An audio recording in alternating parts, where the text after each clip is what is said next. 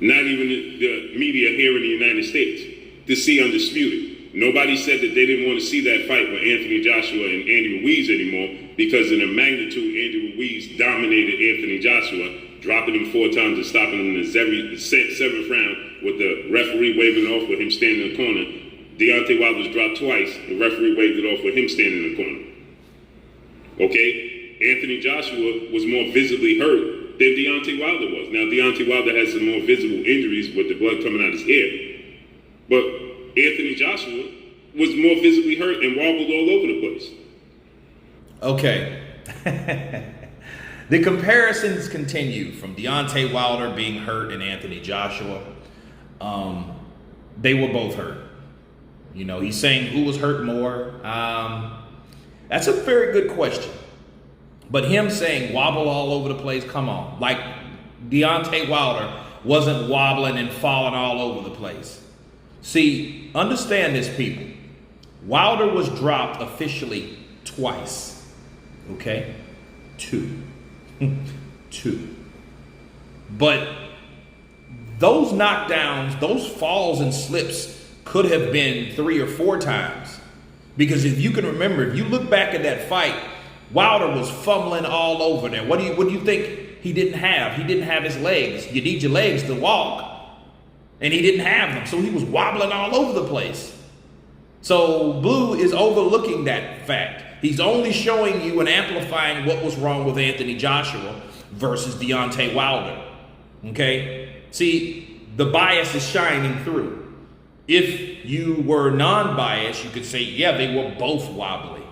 And they were. They were both wobbly. They were both hurt. Anthony Joshua, as far as facial-wise, hell, Anthony Joshua looked more banged up before the fight than he did during. If you guys can remember Anthony Joshua, the way he looked in the last interview, he looked like somebody whooped him in an alleyway. You guys forget that? Somebody fucked him up in sparring.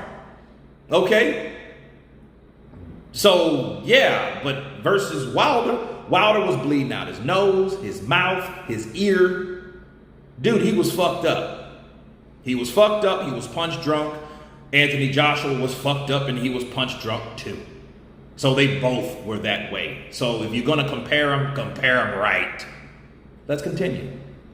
With that said, Anthony Joshua, who after the fight with his IBF mandatory challenger, Kubrat Pulev, Anthony Joshua, after that fight, in the post-fight interview, he stated that it wasn't, when asked who he wants to fight next, Anthony Joshua said he didn't want to call out names because these guys don't want to fight him. And then he said, it's not about the men, meaning it's not about fighting a specific fighter. It's about getting a belt and a legacy. Then he reiterated in the interview he did last week. He said it's about the legacy and getting the belt. Doesn't matter who holds it. Well, now he's changed his tune. And Anthony Joshua is saying he'll fight Tyson Fury in February without a belt because he just doesn't like Tyson Fury. Okay. This is taken out of context. It was not a time when Anthony Joshua said, I would not fight for Undisputed. Now, when Anthony Joshua was talking about the guys don't want to fight me, he wasn't just talking about Tyson Fury. He was talking about Deontay Wilder too, but he doesn't like to name drop because he doesn't want to give Deontay Wilder any steam because he's already made the fucking man famous. You know what I mean? He doesn't want to help him do it. The man himself has made himself famous by talking about a guy that's already famous. And his name is Anthony Joshua. See, if you want fame, you're going to talk about famous people. That's what you call clout chasing. See, Deontay Wilder did that, and it was a good call.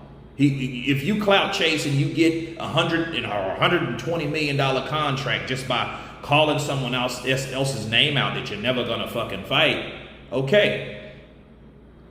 But why would Joshua say Deontay Wilder's name and when Deontay Wilder and himself have failed again and again miserably with negotiations?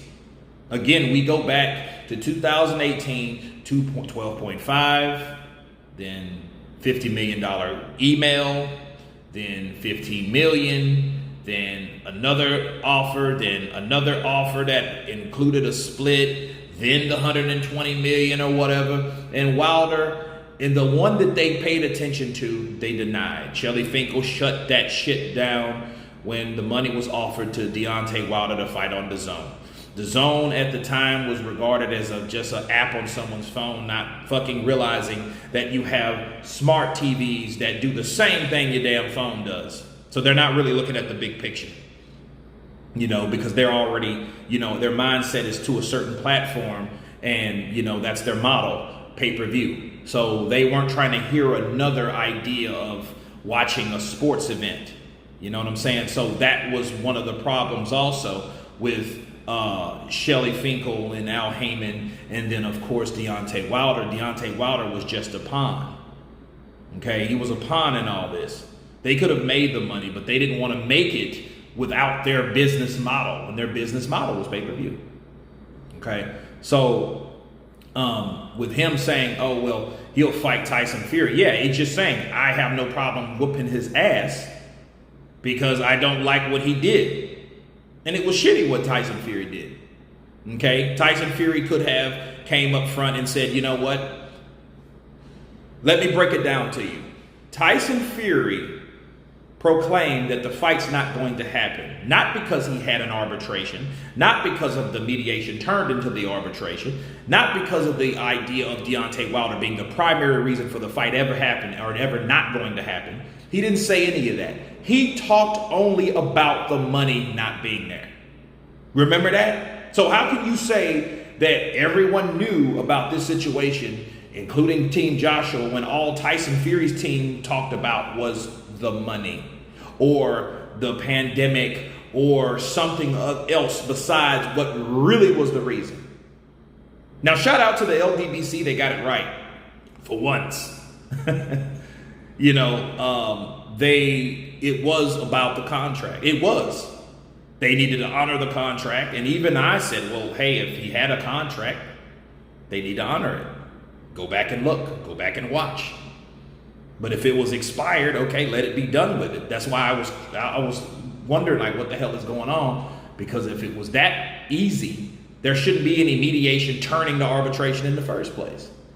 Okay? But back to Blue saying that Joshua is trying to avoid Deontay Wilder. No, he's doing that because he's thinking, obviously, Blue, he is assuming that Tyson Fury is going to do the same shit to Deontay Wilder again. Okay? That may or may not be true. We don't know. Okay? I wish both men all the best of luck. Right? I hope it is now, regardless of who wins or loses. There is a balanced fight. There is some resistance. There is some oohs and ahs. Not just oohs. Right? So him saying that, oh, well, hey, Joshua say he'll fight Tyson Fury in February, meaning he won't fight Deontay Wilder, is bullshit. But that's what people do. He's trying to spread a narrative that's trying to show that Anthony Joshua is scared of Deontay Wilder only because Anthony Joshua is the guy on top right now. And as long as you talk about the guy on top, because Deontay Wilder's not, that keeps Deontay Wilder valid. That keeps his name credible. That's what he's trying to do. Okay, because again, people, let me leave you with this. There's no guarantee that Deontay Wilder will win that third fight. So if you're going to talk that narrative shit right now, you better do it right now before October 9th.